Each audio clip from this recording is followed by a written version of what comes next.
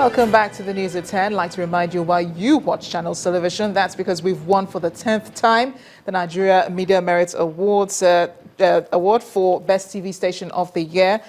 The station clinched that award this evening in Lagos. This award makes it the 6th time in a row that we have won since 2010. Channels Television previously won in 2001, 2003, 2004, and 2008. A big congratulations to my colleagues. We can bring you more now on the economy. For most businesses, 2015 has been a year with remarkable events, but came with a zigzag effect on the economy, on the enterprises. The election year, which produced a historic change of guard in power, created that void that business owners cannot stop talking about, while other macroeconomic variables also impacted their investment decisions. The benefits are being deferred until 2016. Our business correspondent, Temple Ashaju, reports. The Nigerian economy opens the election year 2015 with mixed sentiment across the various macroeconomic variables as uncertainties hovered around businesses and investments. In the first quarter, for example, the Naira traded around 190 against $1. Inflation simmered at a single digit of 8.3% as the GDP began to decline from 5%. While stocks fell sharply, the fixed income market's rates spiked to about 16%. With political parties slugging it out at the presidential, states, and National Assembly polls, the investment climate reacted to an unusual power transfer between the two leading political parties. There are a lot of opportunities in the real estate industry, but the fund has not been there.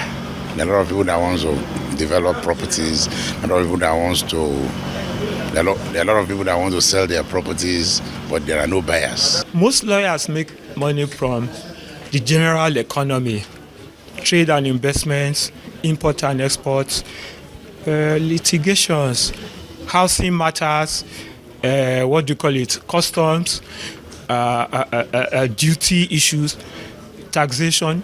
So where an economy is not growing, lawyers certainly will not be making money. People who sell petroleum products and so on, because the cost of their input should have dropped because of the lower price of crude, they should have benefited from the process. But then again, you had some of them in that same sector whose customers were the upstream entities, so they would have been negatively impacted. The real sector was not left out as the price of petrol was reviewed from 97 naira to 87 on the impact of global price of crude oil and scarcity locally. I don't think I made more profits in former year than this year because of the constant fuel crisis this year. We had more fuel crisis this year than last year. The high risk in 2015 is orchestrated by the political transition, the falling crude oil price, as well as the pressured naira. Analysts, however, believe that governments failed to act aptly. The thing that the government could have done, which they did not do, was to make very clear from the beginning policy direction of the government. Because the things that make things happen in an economy is not so much the financial resources of government. It's the financial resources mobilized outside the government, from the private sector, both within the economy and from outside the economy. The private sector was not the only affected part of the economy, as 18 of the 36 states of the Federation were near bankrupts and unable to pay salaries. Infrastructure provision is not the exclusive responsibility of the federal government. Because there is a mindset generally about federal government budget as if the federal government budget that will solve all the problems. We need to learn to hold our governments at all levels accountable, even for the provision of infrastructure. I'm talking about the state governments and the local government. President Muhammadu Buhari has been able to come up with the very first budget under his administration. The fiscal expenditure framework, which is 15% greater than that of 2015, is 30% focused on capital expenditure and 70% focused on recurrent expenditure. This is expected to help shape the year 2016. Temple Ashaju, Channels Television News. The management of Aero contractors has described as unfortunate the event at Bauchi Airport, where passengers had to disembark from the airplane using a ladder. The acting CEO, Mr. Russell Lee Foon, said the passengers on board the chartered flight from Abuja had insisted on disembarking using a ladder against the decision of the pilot to fly them back to Abuja. He maintains that the crew made all necessary arrangements and contacts with Bauchi Airport and got assurances of adequate ground services. Over the weekend, this picture of passengers disembarking from an airplane using a ladder went viral on social media. It became more baffling to learn it happened in Nigeria. A worrisome development it appeared. Today, we can confirm the operator is Aero contractor, and worried like every other person who saw the picture, they explain what transpired. The flight was uneventful en route, and at 10:42, we touched down in Bauchi on runway 35. After parking, the captain reports that they waited for up to 10 minutes with the doors shut and no stairs were brought to the aircraft. No assistance came to the aircraft either. So the captain called ATC again to inquire from them why is the stairs not coming to the aircraft. It was at that point that he was advised that the air stair truck had just broken down and that alternative arrangements were being made. About 7 minutes or so after that transmission was made, the fire services came to the aircraft, attached a ladder to the aircraft, and opened the door. Matters were made worse following agitations from the passengers, among whom is the groom, whose wedding they were attending in Bauchi State. The captain informed the passengers that he cannot allow the disembarkation. They will have to close the door and go back to Abuja. But the passengers wanted to come off the airplane. The passengers actually agreed or insisted that they use the ladder to come off the airplane. Investigations have been launched both from the airline and from the regulators, and someone should explain why there were no ground handling company at the airport when the incident happened. We will never fly into an area again unless there is a recognized ground handler. Aviation is safety. Safety is aviation. Lapses as this should be a history tale. We'll be off now to business news. Emana Amawe is standing by. You first. First Bank.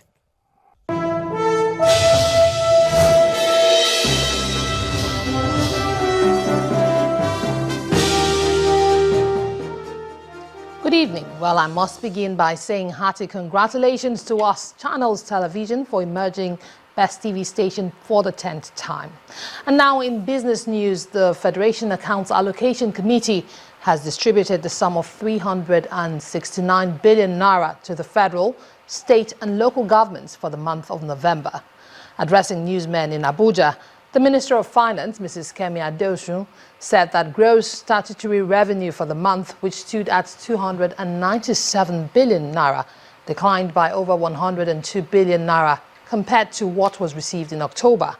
She, however, promised that government is looking at ways of increasing revenue from the non-oil sector. I think the fact, so please, may we listen attentively.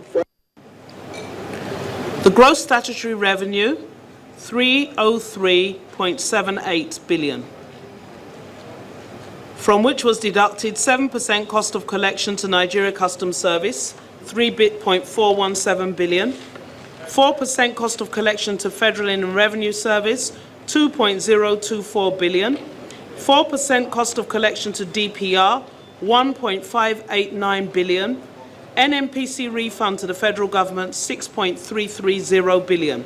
That gave a net statutory allocation of 290.42 billion, which is being distributed as follows. The federal government of Nigeria, 139,501. State governments, 70.757 billion. Local governments, 54.551 billion.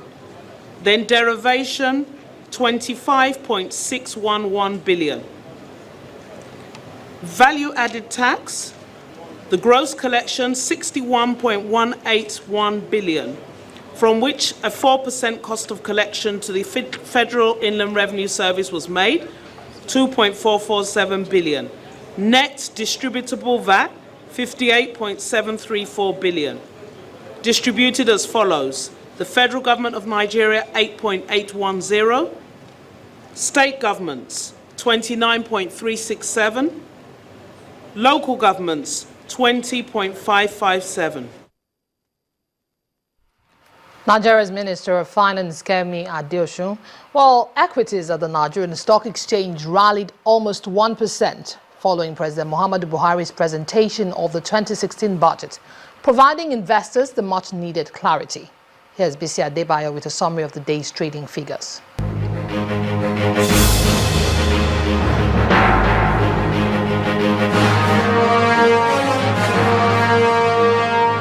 Hello and welcome to the Stock Market Reports.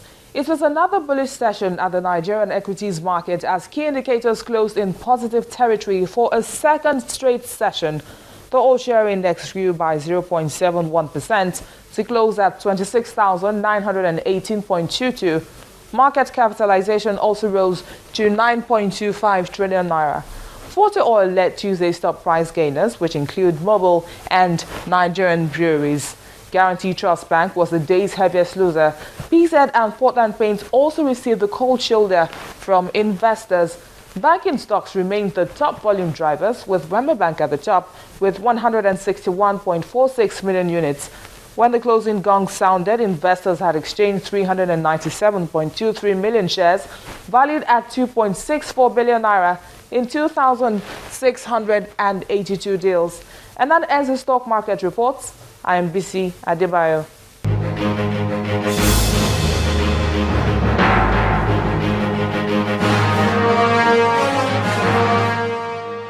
Many thanks, Bisi. Non-energy companies listed on the Frankfurt Stock Exchange, such as Lufthansa, are the major beneficiaries of the recent plunge in oil prices. DWTV Channels television correspondent Ulrich Bartz reports that all other companies except the energy companies are beneficiaries from the declining oil prices. Basically, almost every other company here on the list of issues listed here in Frankfurt is benefiting from this. Industry, services, everyone has a take. If you look at Volkswagen, for example, a share that's been under pressure, lower energy prices, good for car sales. People might grab a bigger model. Also, the company as a whole has a less pricey tab for all the energy that it needs to drive those huge machines that press metal into cars. And of course, Lufthansa, the jet fuel is inexpensive, and that's one of the big reasons why Lufthansa is having a very, very good year despite all those strikes that have affected hundreds of thousands of passengers this year. Well, let's find out how stocks fared across the globe.